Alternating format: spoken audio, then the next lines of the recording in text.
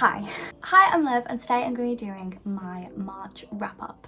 So I just want to quickly say, my uploads have been a bit crazy recently. I think I've missed 2 weeks of videos. I just want to say, I've been in a massive reading slump. I've been trying to force myself to get into books, which obviously results in you not enjoying books. So I've been stopping myself from doing that. Had a break, did some mood reading, which I'll talk about those books in this video, of course, because I finished them in March because we're in April now. And yeah, that's why everything went a bit crazy. So I'm getting back into uploading and I'm just slowly putting out videos again. So this month I read 8 books in total, which was a decent reading month, I feel like, considering I had like a 2-week slump. I feel like 8 books is insane. So I've actually got them up on my laptop right now, that's what I keep looking down at. And I've also got my book with all my ratings and everything inside. I feel like sometimes at the end of the month you completely forget about what you thought about the books that you started and you read at the start of the month, so that's why I've got little notes. The first book I read this month was A Court of Silver Flames by, actually I haven't got any of these books with me. I'll just put them up on the screen because I don't have a lot of these. They were on my Kindle, a lot of them, so I'll tell you if I read them on my Kindle or if I read the physical versions, and I also will tell you if I did a video on the book. I did do a reading vlog of A Court of Silver Flames by Sarah J Maas. So this book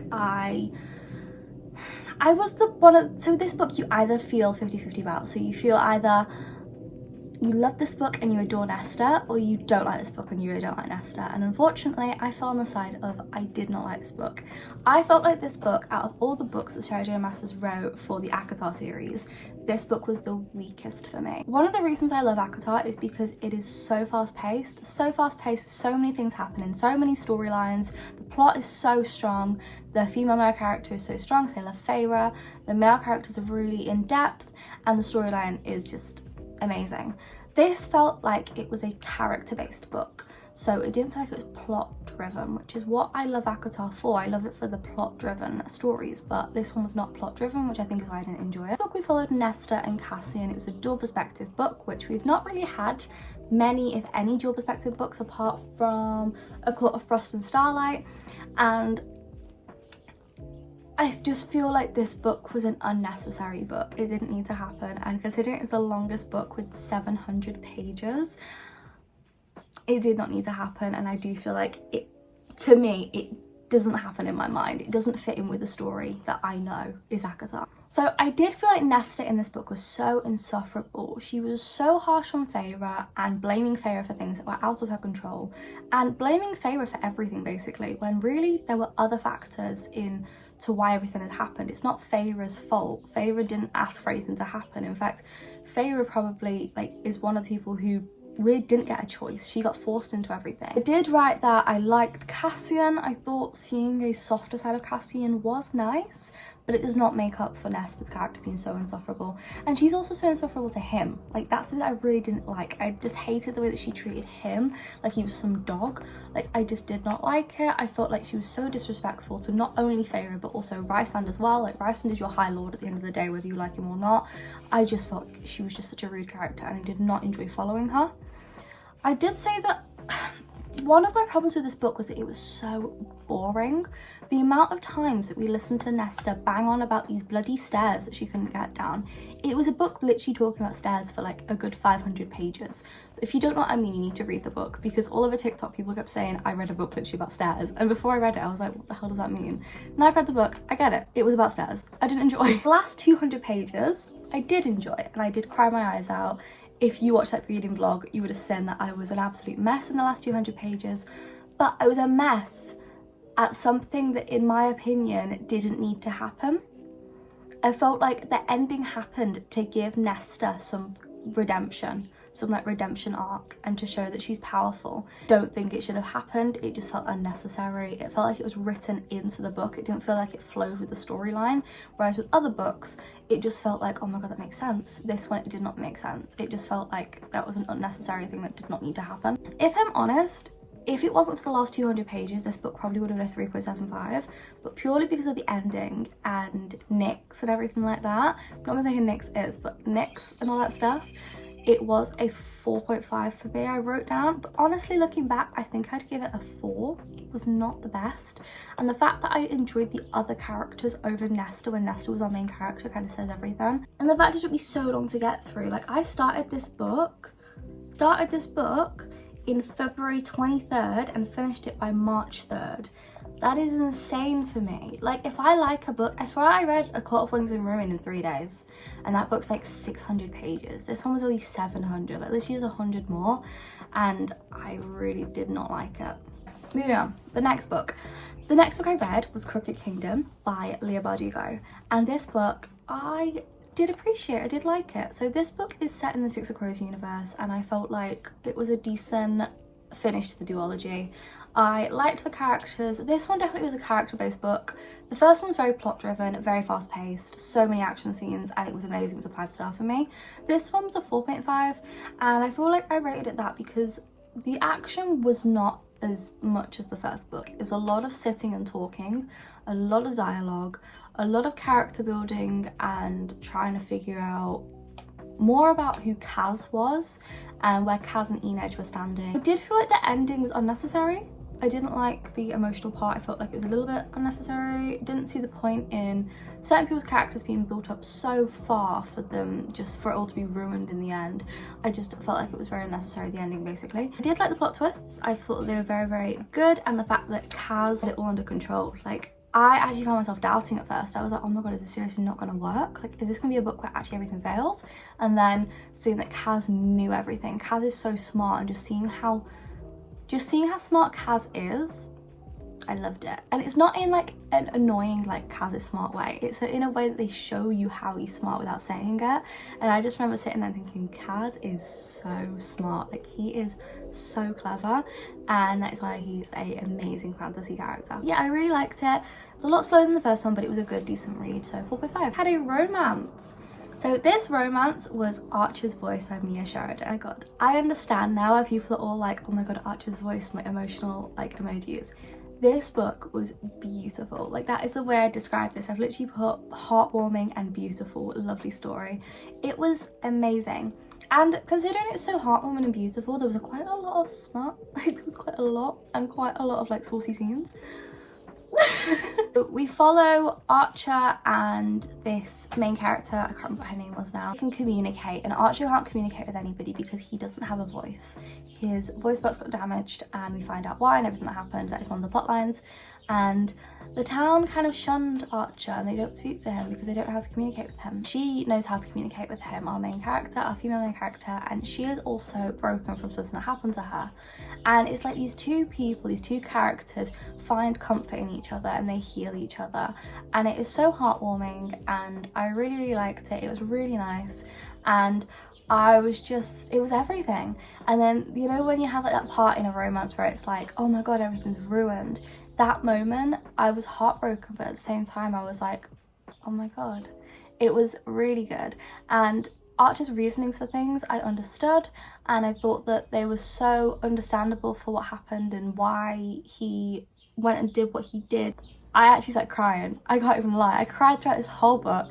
I gave it a 5 star. It was really good. If you want a heartwarming, beautiful romance which shows its highs and lows, and it's actually just such a heartwarming story, I would recommend Archer's Voice, because he is the type of character that doesn't actually do anything horrible. He doesn't lie to her or anything, and it's beautiful. Next, I went on to read Killjoy by Holly Jackson. So this book was a novella. It was a prequel novella to the Good Girl's Guide to Murder series, and I really liked it. So this book is set before the events in Good Girl's Guide to Murder, and I actually read this in a audiobook. All the books I've already mentioned, by the way, were all physical books, by the way. So this book I read in an audiobook, and this book we saw Pip and her friends do a murder mystery night, and it was really, really cool. We saw Pip go from not really being interested to all of a sudden being very, okay, I want to win. I want to find out who has killed this person, like in the murder mystery game. In this book, see Pip become invested in true crime, and we start to understand why she picked the topic she did for her evaluation in A Good Girl's Guide to Murder, when she picks the case of Andy Bell and Sol Singh, and we start to understand why she did it. We also saw the relationship between Pip and the friends, which I loved seeing. We saw a lot of that, obviously, and it made more sense for the rest of the book. And I also loved how I've read all the other books, obviously, and so reading this book, we saw characters that are important later down the line. Like, we saw Ravi cross the road, and she was like, oh, he looked exactly like Sol Singh, but it was his brother Ravi, and I was like, oh my god, it's Ravi. And then we saw loads of different characters that become really important in the book series that you look at now and it was like, oh my god, like we know what you turn out to be, we know what happens to you, we know what your motives are, or we know who you end up being, like if you're a great character or if you're a bad character. I gave that book a 4.5. I thought it was so good, and the audio description was really good. The person who did it, her voice was so captivating. I really loved it. Next, we have a book that I actually can't believe I waited so long to read, and that is The 7 Husbands of Evelyn Hugo. This book is by Taylor Jenkins Reid. Oh my god, this book. When people say Evelyn Hugo is good, that is an understatement. Evelyn Hugo is an insanely amazing book. So, Evelyn Hugo. This book is about a movie star, an ex-movie star who is famous in Hollywood, kind of like Marilyn Monroe type famous, where we think we know stuff about her, but a lot of it is rumours and we don't quite know the truth. This woman sits down with an interviewer and she is planning to reveal her entire life story to this interviewer to be released after she has died. So this story is amazing. We see a lot. So we see the lack of women's rights in the 50s, because this is when it's set, and we see Hollywood throughout the 50s, 60s, 70s, 80s and 90s up to the 2000s. We see loads of Hollywood and we see it evolve.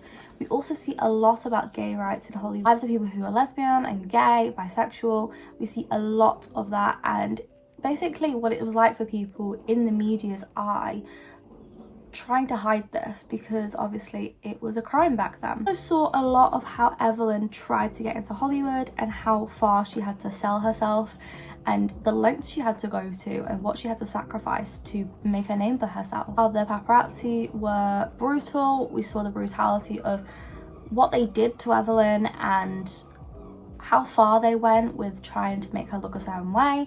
It was just such a good book, and I will say it was so heartbreaking, heartwarming, beautiful. It was everything, and I cried so much in that video. I did reading audiobooks for 24 hours, and that was an audiobook, and I just have to say this book was a 5-star. And I honestly will say hand on heart that I believe that what added to that was the audio person. The narrator who narrated this book in the audio description, she was amazing. Whoever the person who read for Evelyn in the past, because it's one of those books where we go to the past, to the present, the past to the present, whoever did the voiceover for Evelyn, you did an amazing job, because it captivated me. I was crying my eyes out. It was amazing. The last audiobook that I read was 10 Things That Never Happened by Alexis Hall. So Alexis Hall is known for her gay romances, and this was another gay romance. This book was a rom-com, and so we have our main character, and he works in this shop, and the owner of all these like chain shops, Jonathan, he decides to ask our main character to go to London with him to oversee how Jonathan runs his side of the shops, and like basically the main place that is like the main branch of this chain.